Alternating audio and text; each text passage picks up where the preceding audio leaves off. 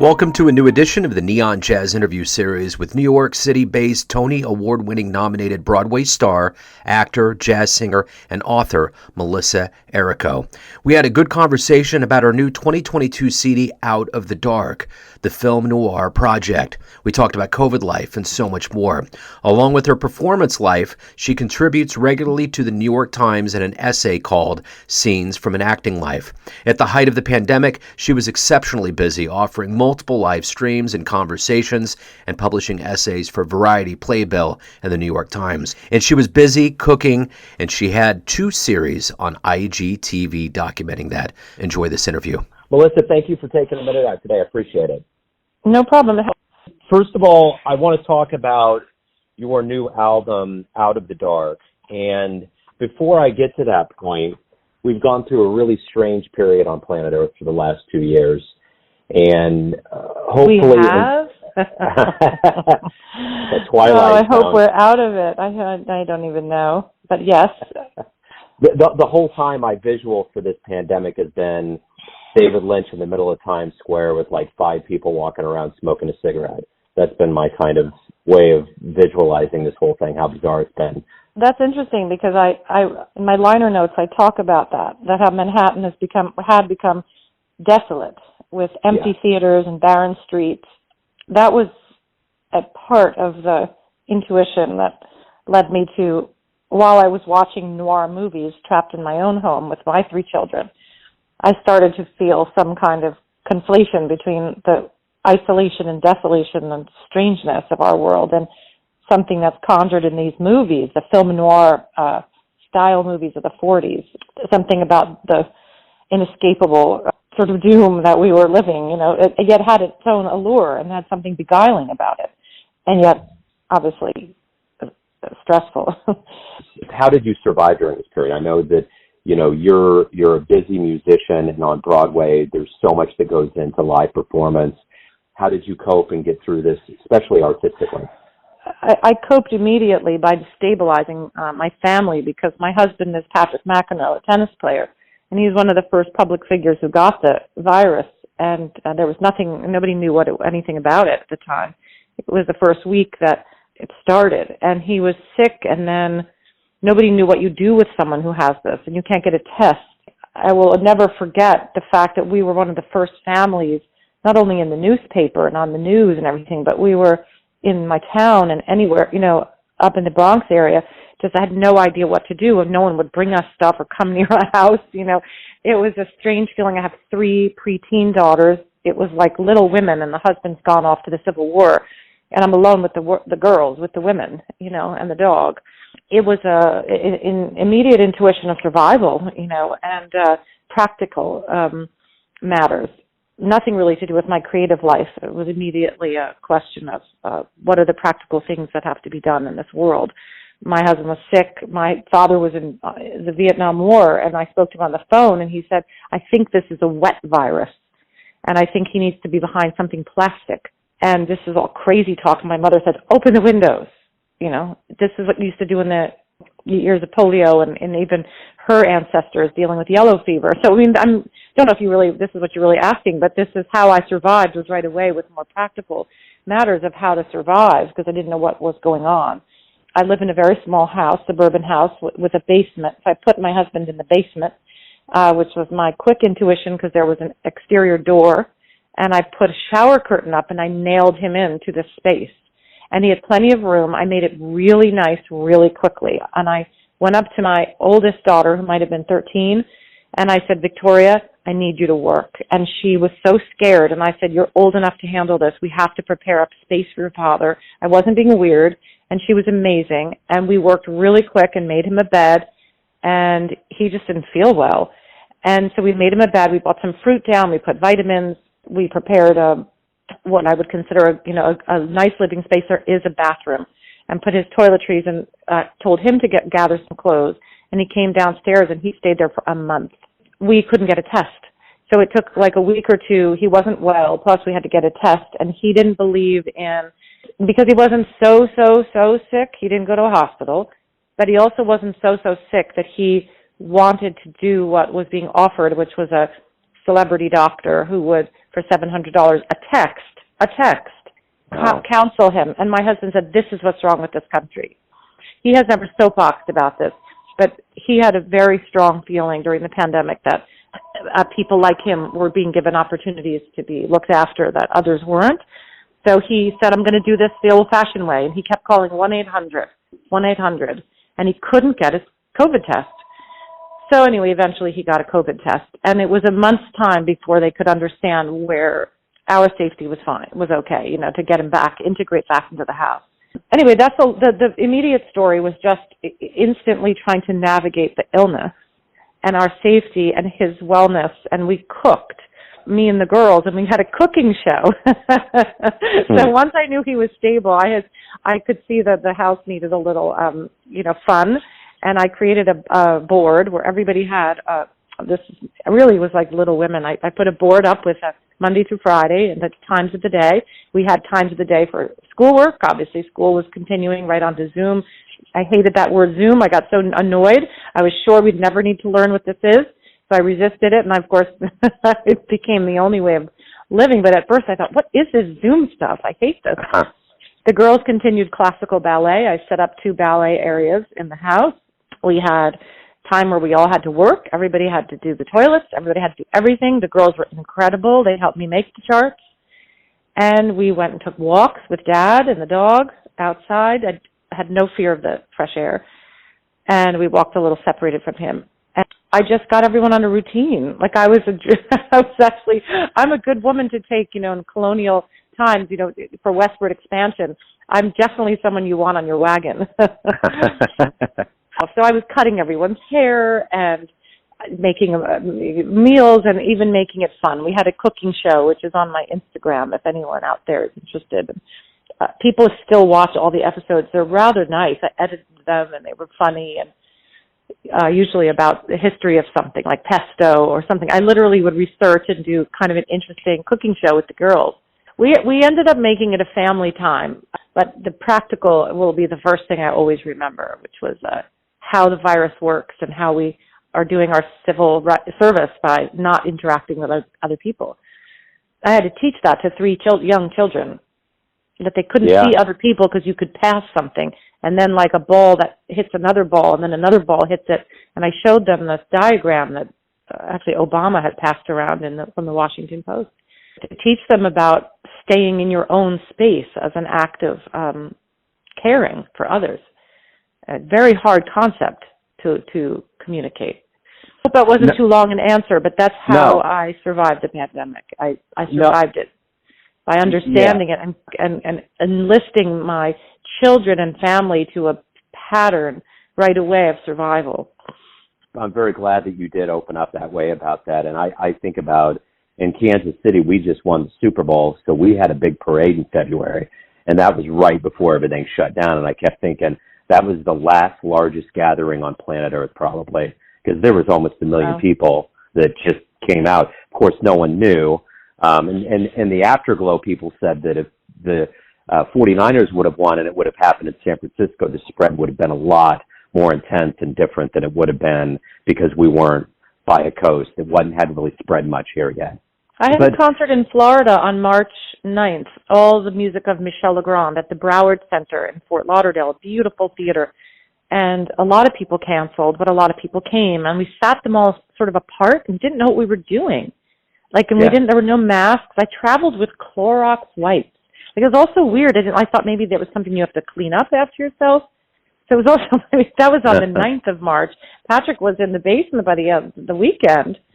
Kids were canceled school on Thursday. School was canceled. And Thursday the 12th, I had my debut at Lincoln Center planned. First time I ever sang solo there. And that was canceled the night before, and I was devastated. So show business was immediately just all, like I said, the 9th I performed, flew home on the 10th, and the world was super weird by the 11th, at least in my area. Yeah, it was in a bad way. With all of that being said, you have a new album. We are at the end of this, hopefully, at the end of this pandemic, and the live shows are opening up. How relieving is it to have this album out now? Well, it's very, very relieving because the album was something I I started making, in the summer of 2020, I was asked to do a concert for the fall, as everybody knew knew clearly there'd be no theaters opened. They asked me to do a live stream at the French Institute beautiful concert hall in New York City, and I had recently been doing a lot of music of Michel Legrand, jazz and film, and mostly a film composer with a very, very strong jazz adjacency, one of the most beautiful songwriters in the world. And I had done, when he passed, I had written actually his eulogy in the New York Times, and I had done a film festival for the French Institute. And then when this pandemic started, they couldn't get French artists in this big, beautiful concert hall. They asked me if I would do a concert there to keep, by live stream, just to keep the theater alive and happening. And I said, sure. And I got to engaging with the producers, and I told them of my interest in film noir, as well as a French-American sort of French movie art form, and they were interested in that. So I ended up making a series, a three-part series, live stream on their stage. The live streams went so exceptionally well that a lot of the fans and people on these talkbacks were saying, you must make a record of this. And the pandemic continued, of course, through 2021. And then I did put my thoughts into making an album of what is noir. See, if you're a jazz person, you have thoughts about noir jazz. There are stations called noir jazz. There are books galore on what noir is as a visual sensibility. Noir comes out of a almost gangster novel, existential novel genre. Noir is one of those words that people love to toss around and turn around. What makes it so interesting is that it has no definition. So the more I got into it, and the more I even applied it to what the pandemic was feeling like, it's all about people who are feeling isolated and out of control, a feeling that fate is controlling you, that you have the sort of the quality of your destiny. And what are your desires, your obsessions? It's an obsessive, longing, fate-obsessed kind of art form. Quite an interesting thing, and it has a jazz ethic in it. It really does. There's a cabaret singer in almost every noir movie, or a jazz score by Miles Davis, or an interesting song. So anyhow, I was making this album, and the pandemic persisted. Who thought it would be a pandemic that kept returning, and not really ending, which almost made it more noir. So anyway, I made this album, and I hope people like it, and will both, groove to the retro songs like Angel Eyes, the famous Angel Eyes that everybody loves, Sinatra's version. Great Oscar Levant music, David Raxon, heavy jazz, beautiful songs like Detour Ahead. And then look ahead at more contemporary noir songs that I have on there by a jazz artist named Patricia Barber, who's very much a contemporary of mine. Other things like that. So it's a noir album that I hope entangles you a little bit in the past and the present. I really enjoyed the album. I think a lot of people are going to enjoy it. I'm curious, how did this jazz journey begin for you? How did you fall in love with the art form, and how did it lead you to where you're at today? Well, here's the thing. I think I've always been a jazz adjacent. This is my new thing. All the jazz artists that I've worked with, a lot of really big time ones, they call me jazz adjacent. I think jazz, in a funny way, has been with me since I was a little girl. My father is a piano player and is an amazing concert pianist, and he gravitates to French romantic music. He gravitates to Ravel and Poulenc. Michel Legrand was his leisure activity. He knew the movie songs, and if you listen to Poulenc, you're almost listening to Legrand. It's like it's in there somewhere. The chords, the chromatic world is somehow very adjacent to Michel Legrand. Some of Michel Legrand's biographers have talked to said that Legrand would have been Poulenc in another time, that he was obsessed with Poulenc in return. So it may have been something in my father's sensibility that tossed around in my mind and in my sort of taste, for music, or I liked it. It doesn't mean if you play it for my children that they'll care, but I had a sensibility. My father cared for. He played a lot of Bill Evans in the house as well. He was interested in what Bill Evans was doing in the 70s, and I was growing up. So maybe some kind of curiosity and just an understanding of certain textures in music. Then, of course, I went on very quickly to have a Broadway career where I was taught to learn music very much on the page and do exactly what you're told. The art form of musical theater is to play Eliza Doolittle in My Fair Lady or some other show and do it as it's written. There is jazz in that music.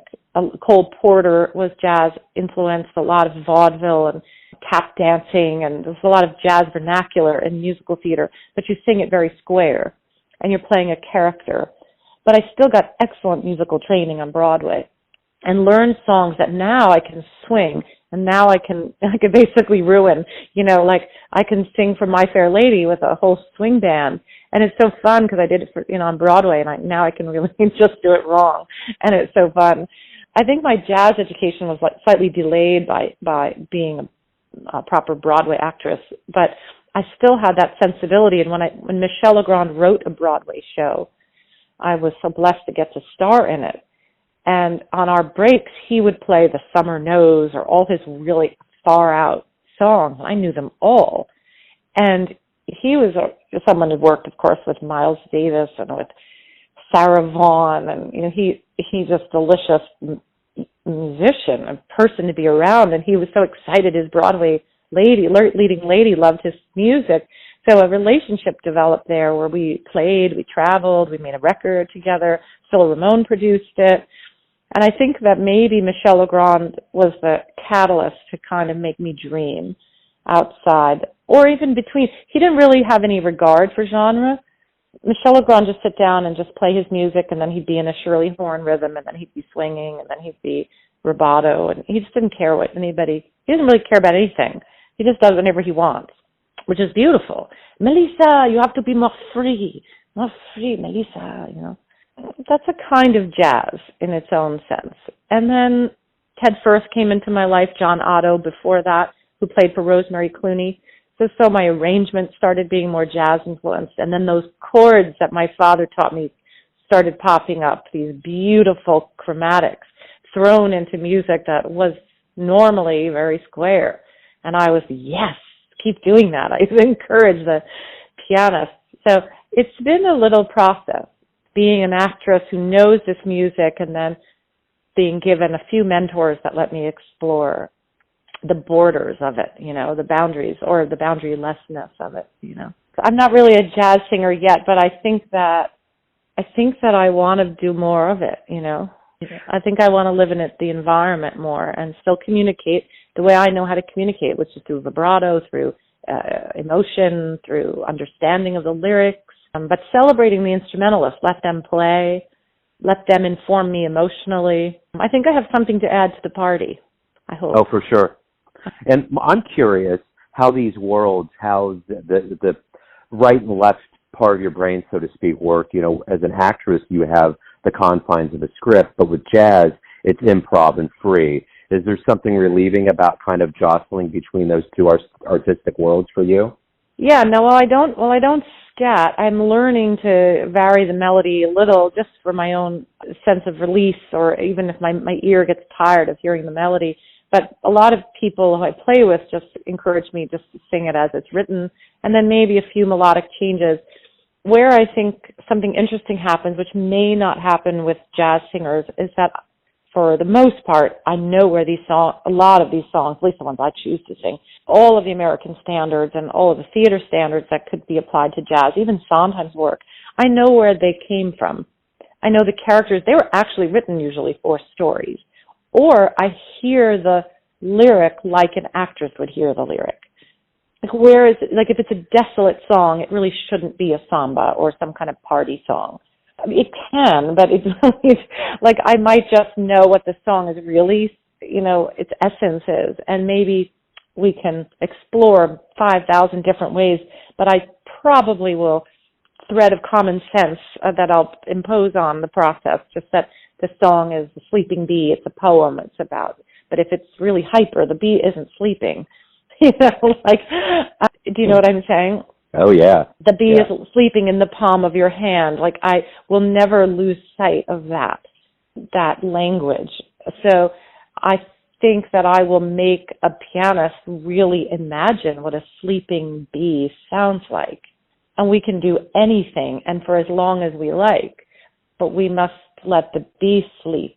This sounds super poetical of me, but I think what makes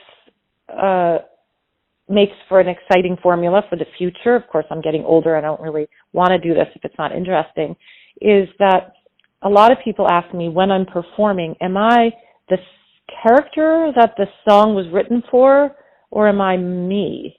Because let's say I'm doing something like Loving You from Sondheim, which is a very specific song about this psychotic woman in a musical called Passion. She's essentially a stalker, and it's a jazzy song, but in the play, I make it a jazzy song, but in the play she appears on a train platform, and the young man who's trying to actually get away from her is getting sick because she's really stalking him, and she loves him, and he's a beautiful soldier. He doesn't want this ugly, sick, paranoid woman to follow him around. And wouldn't you know, she shows up on the train and sits next to him. The audience wants to kill themselves when this happens. It's like this woman is intolerable. And she sings this song, Loving You. Now, Loving You is about, it says, it's not a choice, it's who I am. It's a really intense song. But when I sing it, I don't always play Fosca. Fosca is a really sick person. But the point of her song is that loving you gives her purpose, a sense of purpose. And so I have tried with jazz pianists to find the warmth in the song, to find the sense of purpose in that kind of love. It's a little desperate, but it's on some bigger level, it can be a universal song. So in other words, I start to bring my own Italian girl lovey vibe to the song.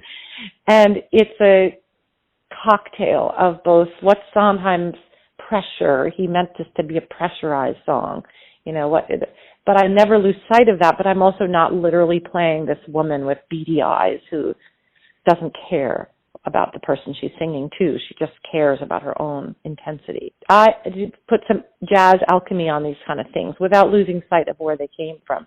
So a lot of people ask me when I'm working, are you or are you the character? And I can't always answer that because I have some weird ability to be both. And the jazz players usually pick up on it because they feel like, wow, Melissa's got a lot going on.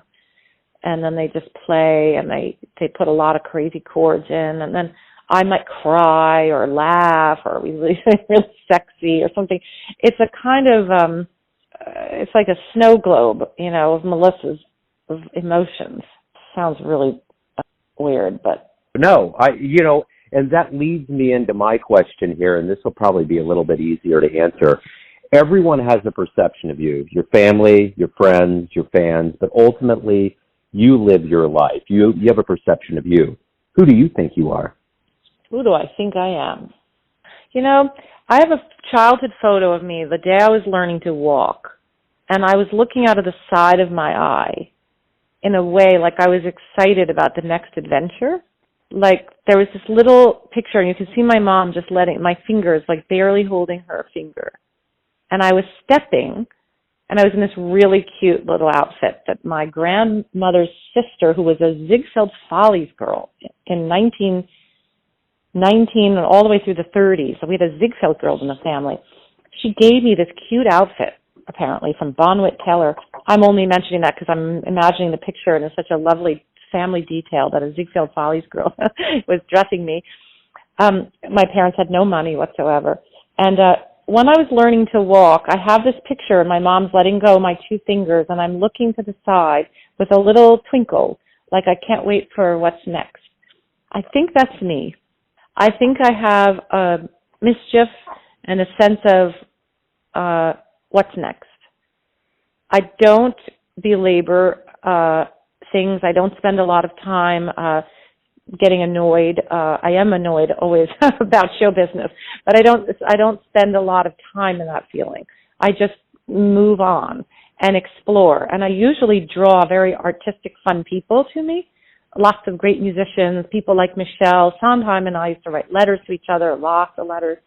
Lots of interesting gypsy type people, I've been very lucky that they feel safe with me. And maybe people who are frustrated also feel safe with me. And so maybe they'll write again, like if they're blocked or if they're trying something new. Adam Gopnik is a very good friend of mine, for example. He's a novelist and an essayist in New York, and he writes songs. And I think he's always felt invited to explore, to write. So I'm good that's very much my nature, is I like being with other people, and I like looking for the next adventure with other people. So maybe that's who I am, and I hope the audience picks up. I think they do pick up on that I don't really come out with a fixed idea about what I am and what we're doing tonight.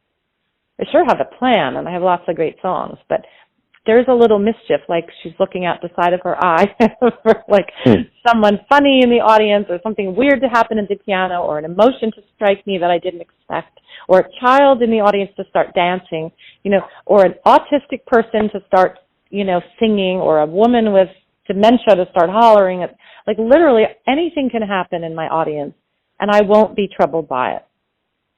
I like people to feel welcome and to feel like we can all be real. I like to be a little fantasy girlish, I won't lie. I like to dress nicely and give people a sense of like, wow, look at her, But it's more just to stir you, It's for fun. I like the men to like me and the women to like me. I want everyone to feel good. I've had enough life problems, so I don't really project like being perfect. But we work really hard so that we can have fun, So I hope that answers your question. A sense of mischief. Yeah. I think that is who I am. I might not be natural brand, easy to brand. But, I'll let you guys worry about that. You put me on the air and you can say what she is. Yeah. Right. Well, and I think that the beauty of your answer is that it's kind of come full circle. The first visual that you gave me was looking 44 floors up into New York City, and I love that. And just that this has been wonderful. Melissa, thank you for opening up. Oh, thank you. Yeah. I totally appreciate it. Well, right on. I didn't expect that to be such a nice interview. That was one of the nicest interviews I ever had. Thanks for listening and tuning in to another Neon Jazz interview, where we give you a bit of insight into the finest players in New York, Kansas City, and spots all over the world, giving fans all that jazz. Thanks to Melissa for her time, energy, and class. If you want to hear more interviews, go to Famous Interviews with Joe Domino in the iTunes Store. Visit neonjazz at youtube.com, and for everything Neon Jazz, go to the neonjazz.blogspot.com. And for all things Joe Domino, go to joedomino.com, and there you can donate to the cause via Patreon or PayPal. Until next time, enjoy the jazz, my friends.